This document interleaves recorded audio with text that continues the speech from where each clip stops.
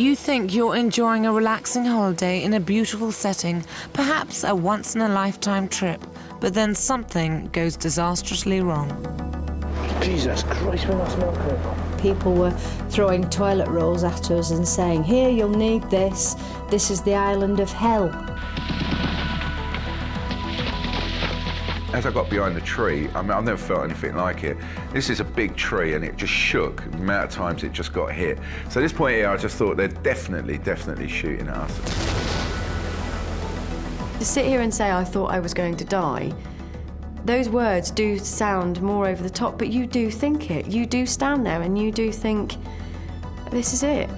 As tourism becomes more adventurous, people often forget that exotic surroundings can have hidden dangers, sometimes turning the dream holiday into a living nightmare.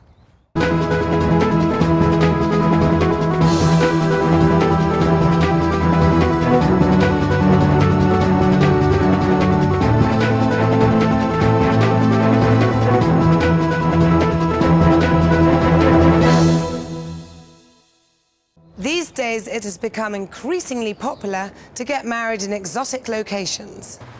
In September 1999, Kevin and Samantha Gator from Stoke-on-Trent decided, like many couples, to tie the knot overseas. They chose a sun-drenched Caribbean island with their close friends, Robert and Suzanne Owen. We went to the Bahamas on recommendation of my best friend, Rob, as they went there for their honeymoon when they just got married. They wanted to go abroad to do it, and we said there's no better place than the Bahamas. So they looked at our video and photographs and they decided that that's where they were going to get married. It was basically their fault that we ended up there.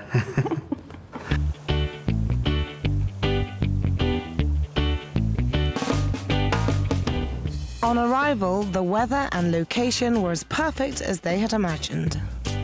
My idea of a dream wedding was to get married on the beach, in a gazebo.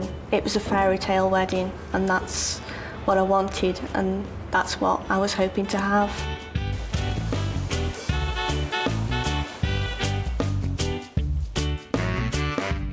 We basically had 2 days before we had to go into the capital, Nassau, to register to apply to get married in the Bahamas. So for the first 2 days it was pure luxury. The climate was wonderful and everything we'd imagined up until we went to Nassau to register, and that was when things started to take a turn for the worse. And this is the shopping trip, where all the shops are shut. When we got into town, everybody was boarding the windows up and most of the shops were closing, and we couldn't understand why this was happening. Just by the looks on the locals' faces, you knew that it was something quite different that was on its way. Everybody was running around in a panic, and shopkeepers were boarding up the windows with big planks of wood, and we thought, there's something bad going on here.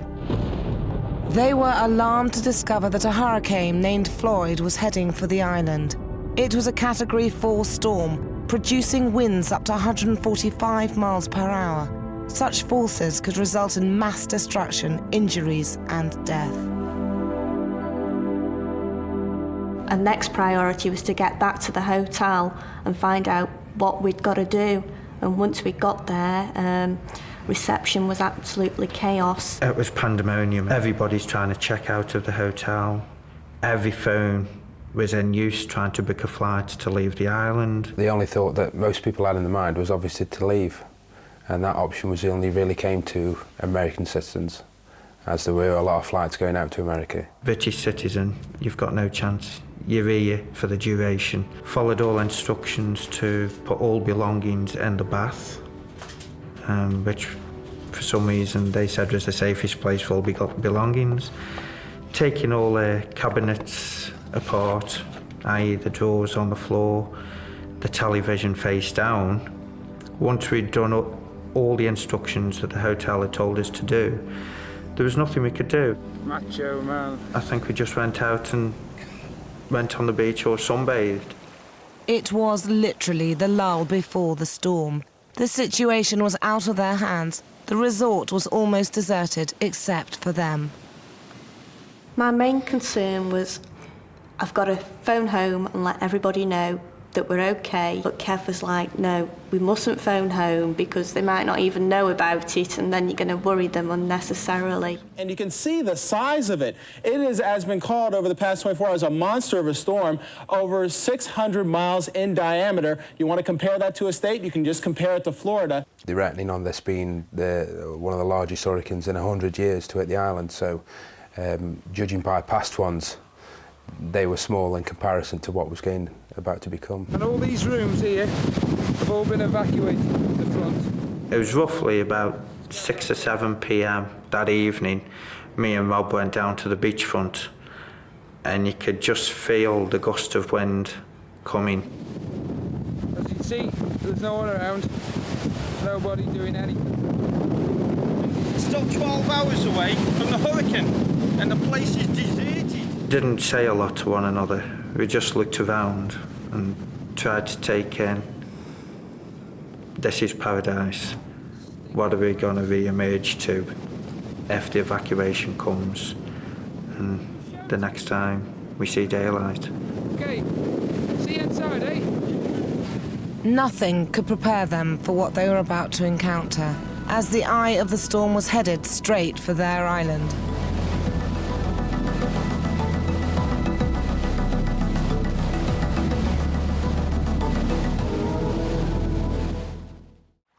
Kevin and Samantha Gator had taken a trip of a lifetime to get married in the idyllic Bahamas with their best friends Robert and Suzanne. But 2 days after they arrived, a powerful Category 4 hurricane called Floyd began to threaten their island, leaving the tourists trapped in their hotels.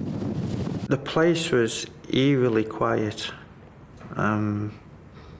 People just didn't know what to expect. It was going to Miami, but now it's changed course and it's coming to Nassau, the Bahamas. The eye of the storm is coming straight for us, so we're going to have it full. The hotel only had a very basic plan in place to protect holidaymakers from the dangers of the storm, due to hit the island in only a few hours.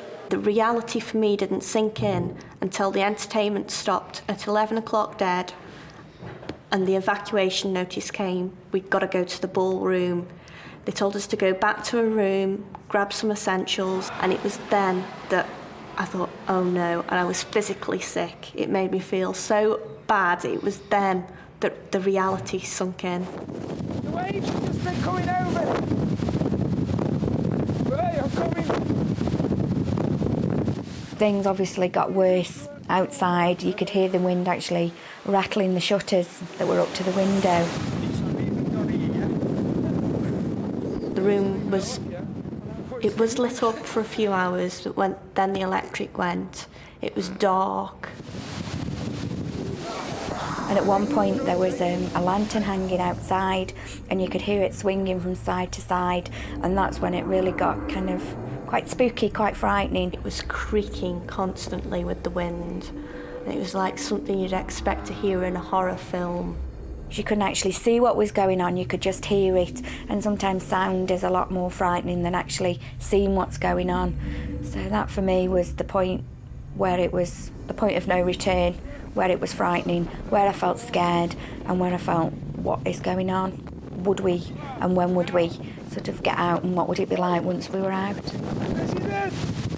Even as the hurricane unleashed its destructive power, Kevin and Robert continued to film the unfolding action.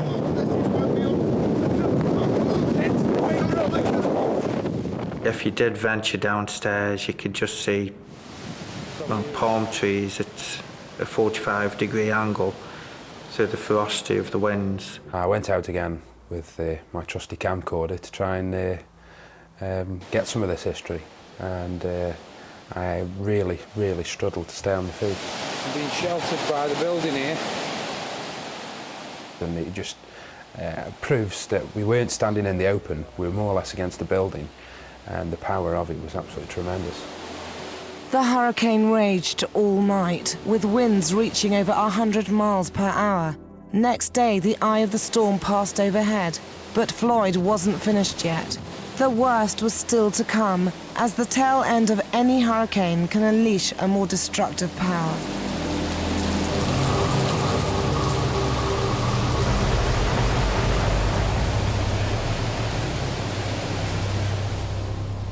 as it started battering the opposite side of the ballroom. It was only at this point that the shutters themselves were being ripped off. I don't know how many windows surrounded the actual ballroom, but at least half a dozen of them, they were ripped off. The pane glass was just blown straight out. Once the steel shutters went, that was it. So there was a lot of glass on the floor. There was an emergency exit door at the back of the ballroom where the back of it must have been blown through, and it just blew the emergency exit doors off its hinges. This is bad. This is really, really bad. You know, we might not make it. It was very weird. Yeah. All in all, it wasn't far off 3 days it took for the hurricane to pass. I think that's an interesting thing. This one piece will make 52 layers. Watch on mobile devices or the big screen. All for free. No subscription required.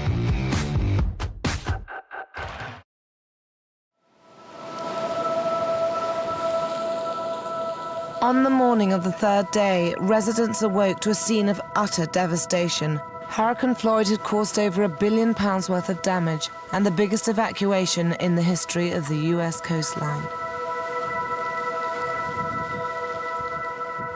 This paradise that we'd gone to was just non-existent. I just couldn't believe what I saw. There was glass everywhere, shutters on the floor. The pool was just full of rubble that had been blown in from the sea. That's where Kevin's and I were supposed to be getting married. You just feel numb. You think, crikey,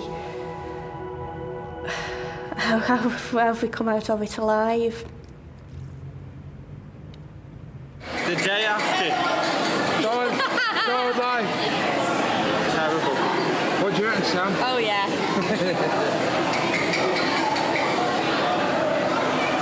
No beach, no swimming pool, No trees. But there's ale. but plenty of beer. I really thought then that we'd be going home. I didn't ever imagine that we would be getting married.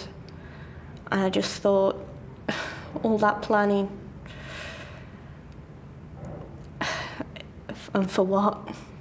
Despite being involved in one of the worst hurricanes of the region, Kevin and Samantha were still able to fulfill their dream. The gazebo was standing on the beach, God knows how, but covered in seaweed, the lot, you name it, but it was still standing. And I think once the hotel offered us the opportunity to still get married, you didn't have to ask either of us twice. I just wanted to get out there and get married to Kev. It made you realise how precious life is.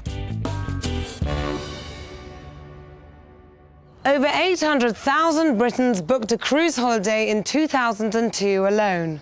Cruises are normally a safe and luxurious way to view the world's most exotic and far-flung locations.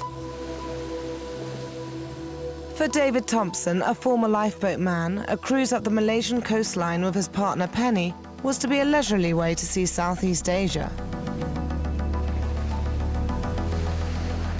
3 weeks before the holiday, I was in hospital and had to beg the consultant and doctor to let me go on holiday. The consultant asked me if it was going to be relaxing, nothing exerting, he said. Little did he know. The idea was to have a week's cruise up the Malacca Strait, visiting Malacca, Penang, Phuket. Then to Bali to do some sunbathing and relaxing. The whole package holiday was going to be something to remember. Their journey was aboard the Sun Vista, a Singaporean registered cruise ship that was built in 1963. It held 456 passengers and 632 crew. The ship's entertainment was provided by singer Kate Jarvis, who had her own reservations before setting off. I remember getting on this boat thinking, am I going to do this again? Can I do this again? And I had a few doubts in my head, and I just had a feeling about whether I was doing the right thing or whether this was going to be a good contract, and just a few questions going over. As soon as we went down the gangway and on board, we could initially, the fuel smell was horrendous. Diesel oil, which you should not have. That part of the ship where the purser's office is. David's fears were not unfounded. 6 days into the cruise, as the ship sailed 50 miles off the coast of Malaysia, the ship suffered a power failure and a fire started in the engine room. We were sitting on deck, and I noticed some sort of smoke coming from the side of the funnel. Then she noticed smoke coming out the vents on the funnel. So I had to walk along to the vents, and I could see there was smoke coming in. It was electrical, you could smell rubber burning. So I went back to her and I said, there's a fire in there. And then the smoke coming out the funnel went it just went jet black, and everybody started to notice it at that point. A meeting was then called briefly in our dressing rooms, and we were just told there was a small fire in the engine room and that it was under control. And to go out to the passengers and just make light of the situation and just chat to people and just reassure them that everything was fine and it would all be okay. There were security guards at the top of the stairwells either side, and they had radios, which obviously we could overhear information going back and forth to the officers. And all of a sudden, we heard over the radio the captain saying, this is an abandoned ship situation, abandoned ship. I mean, I heard those words and they just rang in my head. And I thought, oh my God, this is it. We're abandoning ship. We've got to get off this thing. At the same time, I would like you to prepare to abandon this ship. At 6:30 p.m., nearly 4 hours after the drama began, they were told to abandon ship. They were 44 miles from the coast in shark-infested waters. We were directed to go to another deck, and we had to go back inside the ship again. The crew had torches. It was absolutely pitch black. And I started to feel frightened then, because up until then I was totally complacent about it. Cruise ships, nothing happens to cruise ships. The main thing that sticks in my head is hearing children crying. And, you know, because there was just people going everywhere in all different directions, grabbing at life jackets, grabbing bottles of water, you know, it kind of all it gets muffled in your head, and but the main thing is the children crying for me. By then, all the crew was at the lifeboats with life jackets. We didn't have a life jacket between us. I got a survival suit, a plastic suit, which you put on over a life jacket. That's as much as I was given. Women and children on the boats first. 1 or 2 irate males tried to get on, but they were stopped. The crew were very, very poorly trained. This lack of training applied to the lowering of the lifeboats as well, which quickly turned into chaos. By that time, really frightened. When you started seeing these lifeboats get stuck, that scared me, because the whole thing comes through your head of, is there going to be enough lifeboats?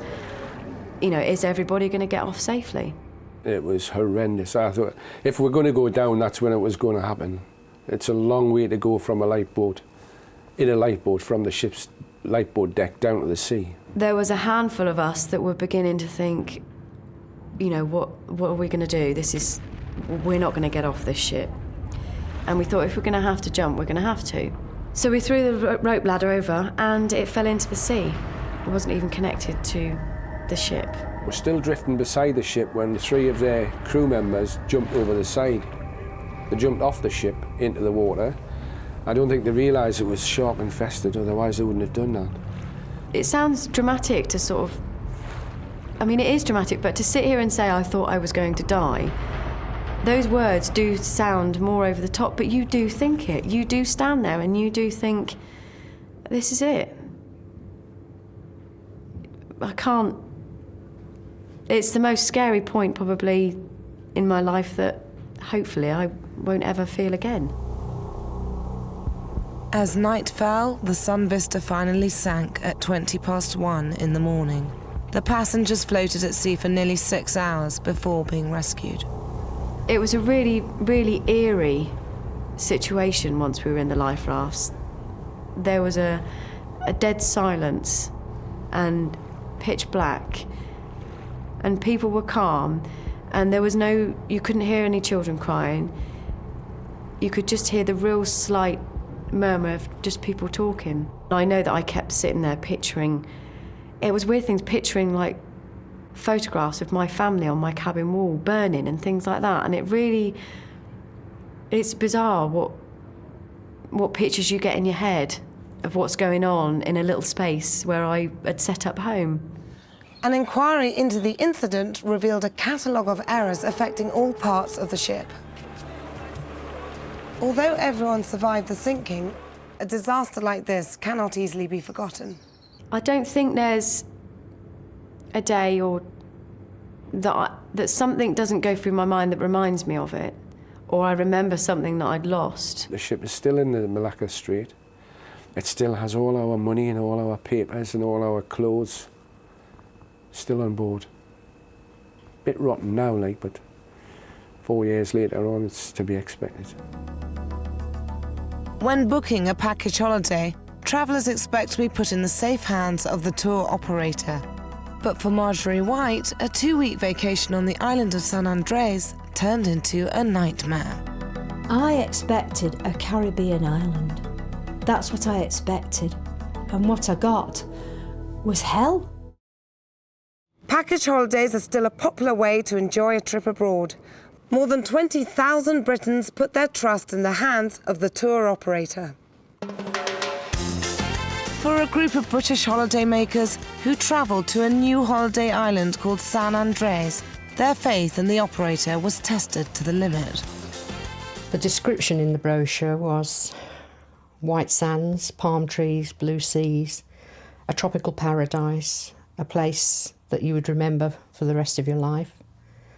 And that was what we expected to find when we got there. We were expecting a Caribbean island that was just full of sun, full of very nice people, and just to relax. We both had very, very busy jobs, and we just wanted to relax and see a different country. But from the moment they touched down on the Caribbean island, they sensed a very different San Andres to the one depicted in the brochure. What's your hotel like, yeah? My first impressions were of hundreds of holidaymakers at the airport, the airport was still being built, and the holidaymakers that were waiting to go home on the plane we'd just arrived on were shouting to us from the balcony and throwing toilet rolls down to us on the runway and shouting, "Grab these, you'll need them, and welcome to the island of hell." When they eventually arrived at the hotel, the holiday began to truly stink. When I got out of the taxi and opened the door and stood outside, the very first thing that hit me was the most disgusting smell that I've ever smelt in my life. And all I can say is that the smell was very much like an overpowering smell of raw sewage. Jesus Christ, when I smell it. I walked round the back of the hotel, and at the rear of the hotel, I was quite shocked to find that there was a mangrove area where the hotel was discharging raw sewage into this mangrove area. But what they were also doing was that we couldn't use toilet paper and flush it away down the toilet. Consequently, we had to put it into a wicker basket was what was in our room. Some people just had a rusty old can. nothing with a lid on it. One day I was just sort of having a cup of tea, and a lady came past and she looked quite frightened, and I said, "Are you all right?" No, she said, "I've just been lying down," she said, "and I heard this noise under the bed." She said, and when I looked under the bed, there's a big rat eating me Pringles. There was crisps inside it and had teeth marks all the way down the crisps. Look, this is the box. And it was all bitten away where the rat had eaten these Pringles, and that was in the middle of the afternoon. If the trouble inside the hotel wasn't bad enough, the situation on the island was far worse.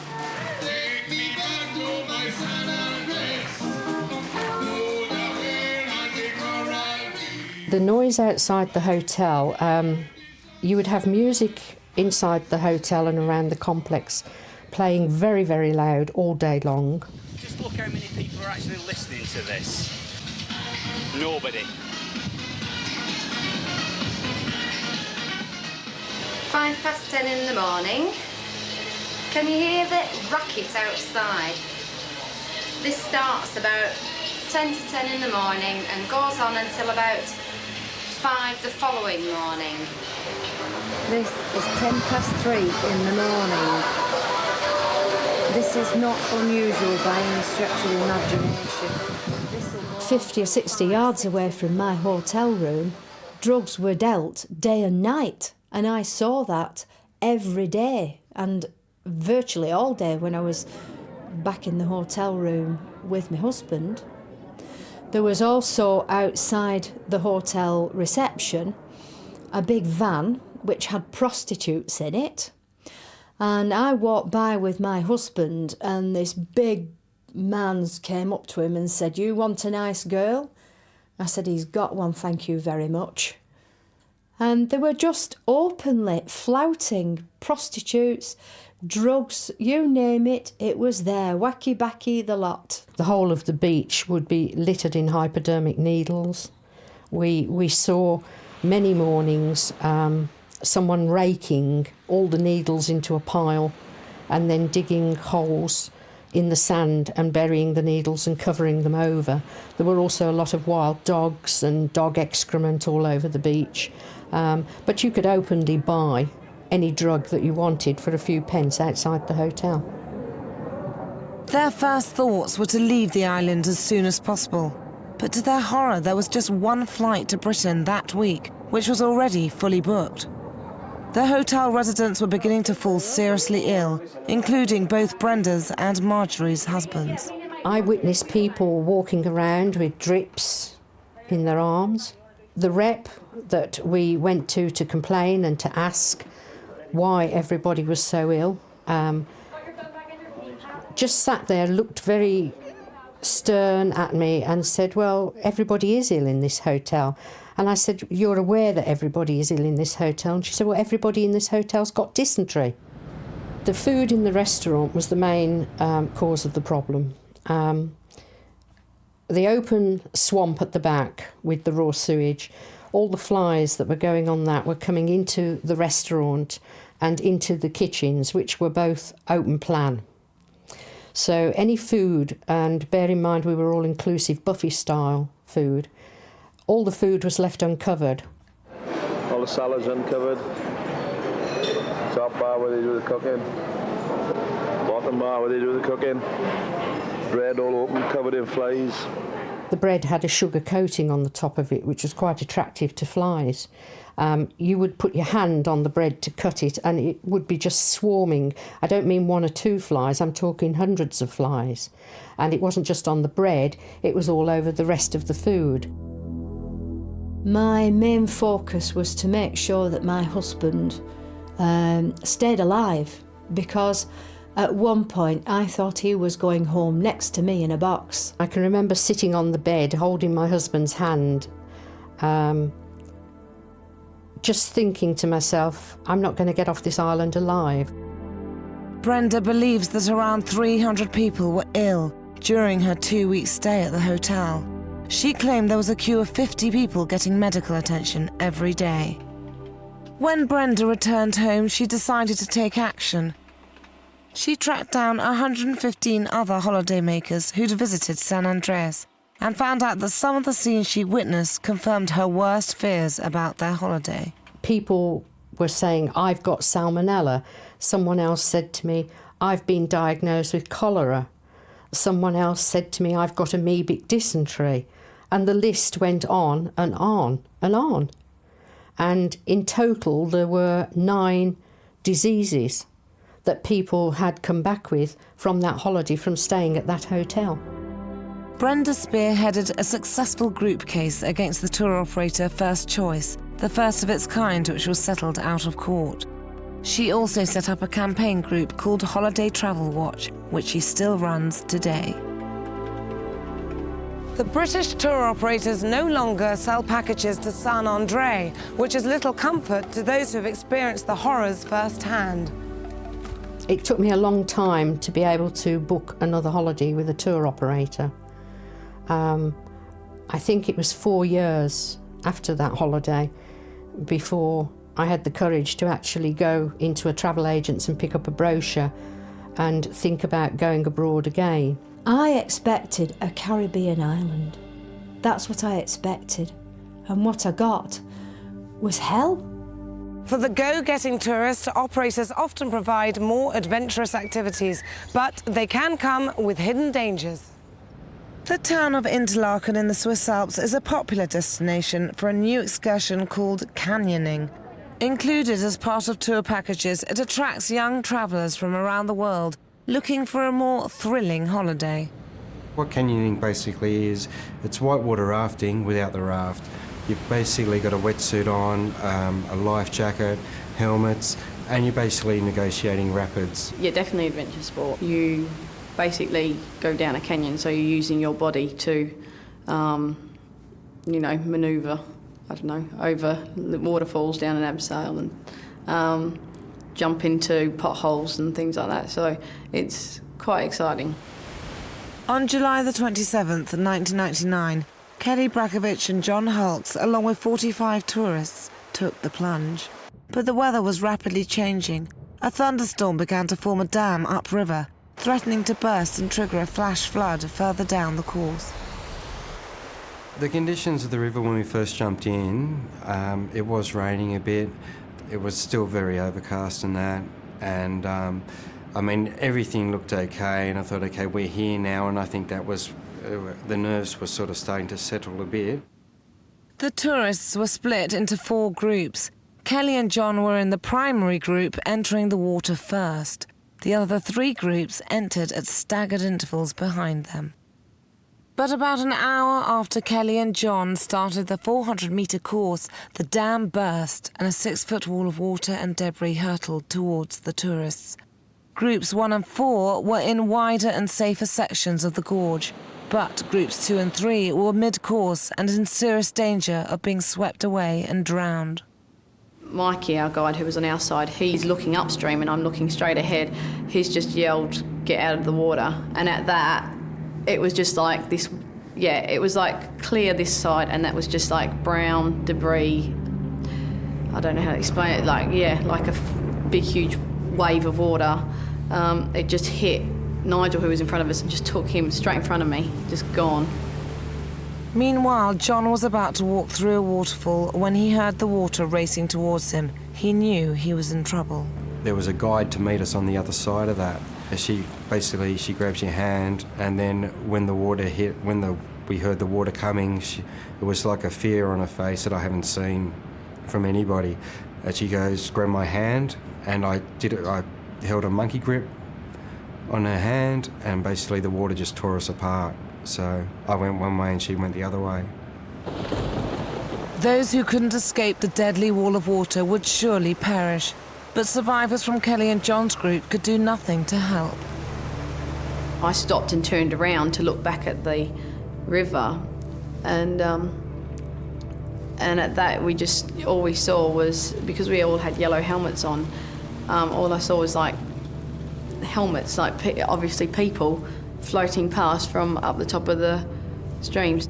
You instantly want to get there and help. You couldn't physically do it because the water's kind of rising, and it was just so torrent. It was like a death wish yourself, putting yourself in there to do it. I was in total disbelief. I knew people had been killed straight away from what I'd seen. All we could hear is, like, I think even people further up the river, I think a guide was pinned at one of the points where the abseil bit was, and he was just screaming, you know, and we just thought, oh my God. The number of lifeless bodies floating past indicated the death toll was going to be high. Groups 2 and 3 had been virtually wiped out by the flash flood. It was, it was pretty eerie sight that still lives me, haunts me now. We were really, really lucky. And we were really lucky that more of us hadn't actually got into the water. But the other groups, where at what points they would have been at, and especially where we did the abseil bit, because the canyon it's wall to wall. If you could imagine, you're standing in water and then either side is just rock face sort of thing. I would hate to imagine what would have happened there. They wouldn't, I don't think, had really much of a chance at all. As the 2-day search for bodies began, the disaster made headlines in Europe and Australia. The search is still continuing, but the authorities have already begun the grim task of identifying the bodies. 21 people died. All were between 19 and 32 years old. The tour operator called in an expert who deals with the aftermath of holiday disasters. I was called the next morning to go over to Switzerland and see what support was needed for the survivors and also for the families who might be flying in. But what did become apparent very quickly when I was out there is the emotional trauma that the survivors were experiencing. These two groups, these two coach loads, have been together for 28 days of a 30-day tour, so they'd really closely bonded together. And the other thing that we realised fairly rapidly was that we were going to have a large number of actual families turn up who would need support as well. There was one particular event where I actually went with one of the families to view their daughter's body, and I found that very traumatising. And that was surprising for me, because as a doctor I've broken bad news many times. I've seen dead bodies, I've been to post-mortems, it's part of our training and part of the work that we do. And yet nothing really prepared me for that situation of standing there and watching a mother grieve over her daughter's body. I mean, it was the worst day of my life. The survivors and the families of those that died questioned whether the excursion should have gone ahead in a thunderstorm. In the prosecution case that followed, 6 staff from the company responsible for the canyoning trip were found guilty of manslaughter. After the accident, I couldn't shut my eyes without thinking the feeling of drowning and the feeling of seeing those people, and you run it through your head a million times, and you just kind of still don't comprehend what actually just happened. People who lost loved ones, and for all the families that, all the mums and dads out there that lost their kids that day, they're the ones that are really going to struggle with it, and you just wouldn't wish it on anybody at all. Tourists should always be aware of the local political problems before booking, as Jimmy Bellini found to his cost on a holiday in Sri Lanka. If I'd known what was going to happen now or then, I would never have gone. I would have just gone somewhere. I would have rather gone Bognor or Brighton or somewhere. Sri Lanka is known as the Pearl of the Indian Ocean. It's also been a hotbed of political conflict for 20 years. Despite this, many still travel to the island to sample its delights. For Jimmy Bellini, along with his girlfriend Candice and their 2 children, they were making the trip for his brother's wedding in July 2001. But to Jimmy's surprise, his brother wasn't the only one about to tie the knot. We were 4 hours into the flight, and all of a sudden over the Tannoy system, it just, Candice wants to know if you're married her on the beach in Sri Lanka. And then the whole plane just erupted. It was just, and it was just, oh my God. And then I looked down the aisle and I could see people walking up that I knew, a couple of friends of mine who I didn't even know were on the plane, and champagne started popping and stuff, and it was just like perfect. You couldn't have done it better. She'd done it really well. At this point, she was on her knees trying to propose to me, and I had 50 people around me saying, yeah, well done, well done. Jim's still a bit tense, isn't he? Relax, honey. See, that's better. Everyone kind of mucked in. They made us garlands, and they got together on these 3-wheel tuk-tuks, they're called, and that's how we took off and went to the wedding. And The sun was just setting, the light was beautiful, and it just seemed, it was magical. We had the Buddhist blessing, and it was all this chanting, and you kind of just drift off into it. I can actually feel the hairs on the back of my head standing up now. It was just beautiful. So it just seemed that nothing could go wrong. It was just, you know, we were just on a natural high. It was just great.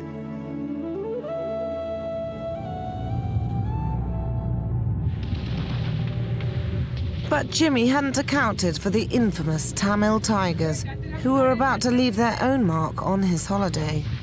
At this time, the Tamil tigers were escalating their guerrilla campaign against the Sri Lankan government. Their aim was to secure a separate state for the Tamils in the north of the island. Jimmy didn't expect to see any of this on his holiday. He knew of the conflict, but was told that fighting was confined to the north. If I'd known what was going to happen now or then, I would never have gone. I would have just gone somewhere. I would have rather gone Bognor or Brighton or somewhere. After 2 weeks, all seemed well. But as Jimmy and his family were at Colombo Airport waiting for the flight home, they heard a commotion outside. Walked up to the window, and there's like a glow in the distance. And as we got closer, it just exploded.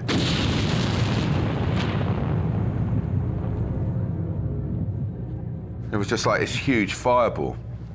And so you're looking around and just thinking, and everyone's just, you know, doing mundane things behind you, just walking around. I'm standing there with my 3-year-old. I look down at her and she's looking out, and it's just like an orange glow, you know, huge orange ball of fire. And then all of a sudden, we just saw another little white spark come across, and bam, another plane goes up. You never once thought that it was going to go off. So I'm still standing there, and then all of a sudden it's just like, bam, another third plane goes up. And at this point, I start looking around and just start thinking, hold on, this isn't right. The Tamils had unexpectedly launched a violent attack on the airport. Jimmy and his young family, including his daughters aged 3 and 9, sought cover in a building next to the terminal. It was a little coffee shack on the side, which was made out of brick and stuff, and I just said, right, everyone in there. So we all got in there, kicked the door down, went in there, hiding under tables, and at that point there, that was it, the coffee bar just started getting peppered. Because it was pitch black, they'd blown the generators, there was no light. The only light was from, you know, the flares that they were sending up, or from all this fire that was coming and stuff, and from the aeroplanes burning, because there was bits of plane and stuff coming down all the time. So we're in this shack at this point here, and it's all getting peppered, and it's all getting a bit close and stuff. So I'm just thinking, well, we can't stay here. So I looked to the back of the shack, and there's people going through one window. As the fighting intensified, they decided to take their chances and flee the shack to look for better cover. By now, 47 Britons had also fled the main airport terminal. We saw this storm drain, 6 foot, about 6-7 foot wide. It was just like, bam, everyone in there, everyone down, everyone down. This drain was probably 100 yards long, but we're talking, it looked like a mass grave. It was just full of bodies. And again, it was just like hails of bullets and stuff coming over, and it was just, you could just hear them hitting things. And the scariest thing, I think, was the whistling as they go past you, because you just think all that needs to do is nip you, and it's going to take a big piece. And I said, right, we've got to make our way down to the other end of the drain. No, sooner as I said that, it kind of all died off. Bam, the whole drain empties. This whole storm drain just empties out, people running for the exit. In the confusion, Jimmy was separated from his wife and children as he tried to look after his less able relatives. The gunfight restarted before he could get them to safety. There's just constant gunfire going on, and you know, I even caught myself just shouting, just that's enough. As I got behind the tree, I mean, I've never felt anything like it. This is a big tree, and it just shook the amount of times it just got hit. So at this point here, I just thought they're definitely shooting at us. And then it quietened down again. The gunfight at the airport finally came to an end after several hours. During the battle, 13 rebels and 7 military personnel were killed. 15 civilians were wounded. Jimmy was finally reunited with his family after more than 12 hours of separation. They opened the door and it was just, you know, my wife and my kids are there, and it was like a cartoon. I went to walk forward and everyone just went whoosh, you know, over to them. The relief was just unbelievable. It's like floodgates opened. Everyone was just like in tears and just hugging each other. It's just like, well, these are the last lot, and then we were all together again. If the tourism industry continues to look further afield for exciting and daring locations, experiences like these might become all too likely. They sent me out there knowing that they were going to put my health and my life in danger and didn't give a damn. And I find that unforgivable. That ship should never have been at sea. Certainly not carrying passengers. We started work on the Monday, but we both ended up coming home bad, and we were off for a fortnight. It really did make us ill. Seemingly exotic holidays can have a more sinister side, sometimes ending in fear, severe illness, and even death.